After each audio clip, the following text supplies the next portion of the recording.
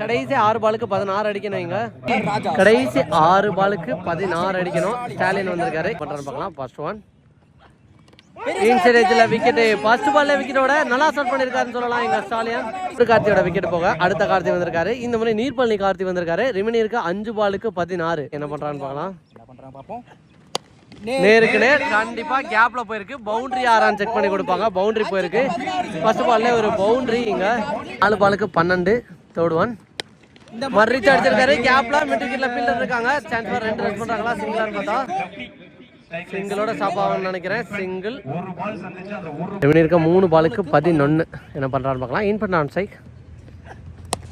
நேருக்கு நேர் chance for boundary போயிடுதா. Fielder பாலுக்கு போறான்னு பார்த்தா தீபன் வந்துட்டாருங்க. பாலுக்கு நிக்க வச்சு மாறுறாங்களா? எஸ்.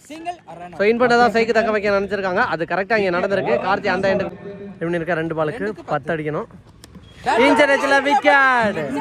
சோ இதோட மேட்சை இங்க செக்யூர் பண்றாங்க. கடைசி 1 பால் லீகல் டெலிவரி இருந்தாலே போதும். பார்க்கலாம் என்ன பண்றாங்கன்னு.